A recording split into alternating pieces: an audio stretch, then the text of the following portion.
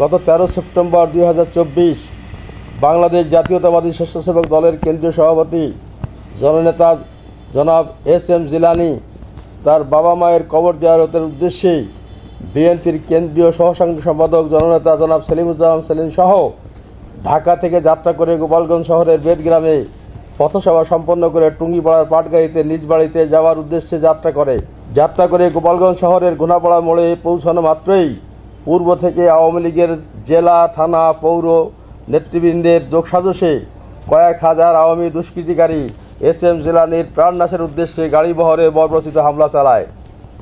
এ হামলায় এস.এম. জিলানী মারাত্মকভাবে আহত হয়। তার সফরসঙ্গী স্ত্রী রওশনারা রত্না, নিষ্পাপ পুত্রসহ অন্যান্য মহিলা সদস্য এবং ঢাকা থেকে আগত অন্যান্য পুরুষ সদস্য মারাত্মকভাবে আহত হয়। তন্মধ্যে স্বেচ্ছাসেবক দলের কেন্দ্রীয় ক্রীড়া সম্পাদক শওকত আলী দিদারকে ঘটনাস্থলে নির্মমভাবে পিটিয়ে হত্যা করে। গোপালগঞ্জ সদর হাসপাতালে আহতদের প্রাথমিক চিকিৎসা শেষে উন্নত চিকিৎসার জন্য ঢাকায় প্রেরণ করা হয় এবং নিহত দিদারের ময়নাতদন্ত শেষে তার স্ত্রী ও শ্বশুরের নিকটে লাশ হস্তান্তর করা হয়। দিদার ঢাকার বাসিন্দা হওয়ায় এবং তার স্ত্রী মানসিকভাবে ভেঙে পড়ায় কিছুটা সুস্থ এবং স্বাভাবিক হয়ে 17 তারিখে গোপালগঞ্জ থানায় মামলা দায়ের করে। দুঃখজনক হলো সত্য যে গোপালগঞ্জের আওয়ামী লীগের শীর্ষ থেকে স্থানীয় পর্যায় পর্যন্ত নেতৃবৃন্দ এই ন্যাক্কারজনক হামলায় কোনো না কোনোভাবে ভূমিকা রেখেছে। তারা এই বর্বরচিত হামলার পর জেলা আওয়ামী লীগের দপ্তর সম্পাদক ইলিয়াস হক স্বাক্ষরিত বেশ কয়েকটি বিবৃতি দিয়েছেন, যার একটির সাথে অন্যটির মিল নেই। ফলে আমরা মনে করি আওয়ামী লীগ তাদের অসংলগ্ন বিবৃতির মাধ্যমেই এই বর্বরচিত হামলার এবং হত্যাকাণ্ডের দায় স্বীকার করে নিয়েছে এবং এটাই আওয়ামী লীগের বৈশিষ্ট্য। আমরা জেলা বিএনপির পক্ষ থেকে এর তীব্র নিন্দা এবং প্রতিবাদ জানাই। একই সাথে প্রশাসনের প্রতি আহ্বান জানাই 13 তারিখে ঘোনাপাড়ায় বর্বরচিত হামলার সাথে সক্রিয় জড়িত পরামর্শদাতা, ইন্ধনদাতা এবং অর্থদাতাদের শনাক্ত করে দ্রুত গ্রেপ্তার এবং এজাহারে উল্লেখিত আসামিদেরকে গ্রেপ্তারপূর্বক আইনের হাতে সোপর্দ করার জন্য জোর দাবি জানাই। রাজনীতিতে সবসময় একটি সহ অবস্থান থাকে এবং গোটা বাংলাদেশে এটা কম বেশি আছে, কিন্তু গোপালগঞ্জের ব্যতিক্রম। গোপালগঞ্জে আওয়ামী লীগের বাইরে অন্য কোনো দলকে রাজনীতি করতে দেওয়া হয় না। শুধু বিএনপি নয়, যারা আজকে আওয়ামী লীগের সাথে আছে বা হইতে ছিল, তারাও অনেক সময় তারা মিটিং মিছিল করতে পারে নাই, করতে দেওয়া হয় নাই।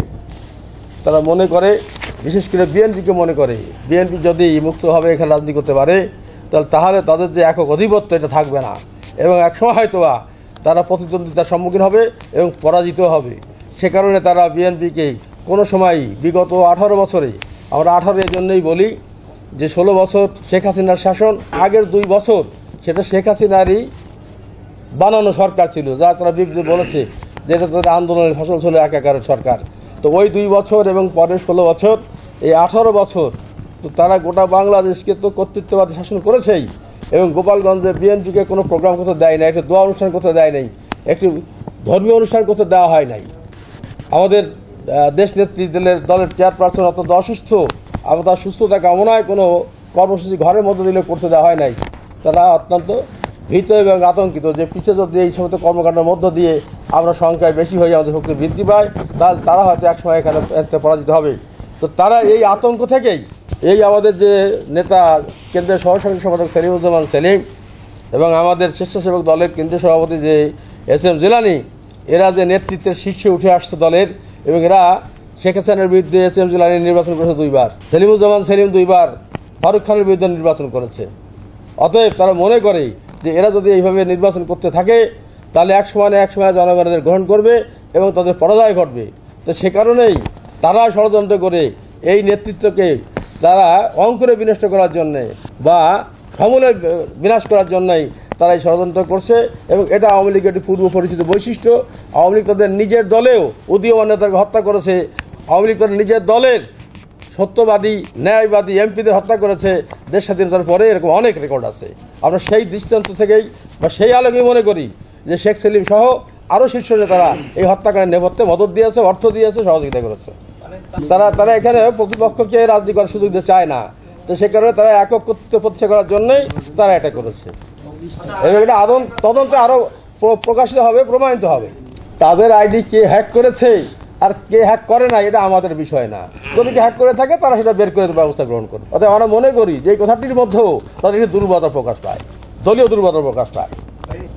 দেখুন, একটু হত্যাকাণ্ড দেশের বাইরে থেকে সংগঠিত করা যায়। আমাদের বাংলাদেশের অনেক হত্যাকাণ্ড ঘটেছে, দেশের বাইরে থেকে তারা কলকাঠি নেড়েছে, ইন্ধন দিয়েছে, দেশে হত্যাকাণ্ড ঘটেছে এবং তদন্ত বেরিয়ে আসছে, তাদেরকে কিন্তু ইন্টারপোলের মাধ্যমে দেশে এনে বিষয় সমন করা হয়েছে। ফলে যেহেতু এই গোপালগঞ্জে তিনি 2 আসনের 45 বছর এই জিম্মি করে রেখেছে জনাব শেখ ফজলুল করিম সেলিম, তো উনি চায় না যে এইখানে কেউ আর নেতৃত্বে আসুক। তো সে কারণে উনি যেহেতু আজকে গোপনে আছেন, গর্তে আছেন, পালিয়ে আছেন, তো ফলে উনি গোটা গোপালগঞ্জে নয়, 2 আসনে নয়, শুধু গোপালগঞ্জ 2 আসনে নয়, গোপালগঞ্জ জেলায় নয়, উনি বাংলাদেশের উপরে একটি কর্তৃত্ব রাখেন এবং উনি একজন মাফিয়া লিডার হিসেবে পরিগণিত।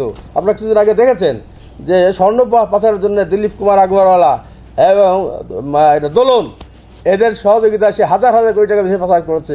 অতএব সে একজন মাফিয়া সম্রাট। অতএব সারা বাংলাদেশে তার এই খারাপ লোকদের সাথে, সন্ত্রাসীদের সাথে, খুনিদের সাথে যোগসাজশ আছে এবং গোপালগঞ্জে এই যারা বিভিন্ন জেলায় নেতৃত্ব করেন তারা শেখ সেলিমের, যদি এখানে অন্য অন্য নেতারা আছেন, কিন্তু এই মাফিয়ার দিকটা শেখ সেলিম দেখেন এবং এদেরকে নেপথ্যে সহযোগিতা করেন এবং তাদেরকে দিয়েই, তার নেপথ্যের ইন্ধনেই এই সমস্ত ব্যক্তিরা অর্থ দিয়ে, পরামর্শ দিয়ে এই হত্যাকাণ্ড ঘটিয়েছে বা এবার হামলা করিয়েছে। বিধায় আমরা ওই সমস্ত নেতৃবৃন্দকেও এই মামলায় আসামি করেছি, যেটা তদন্তে সুপ্রমাণিত হবে।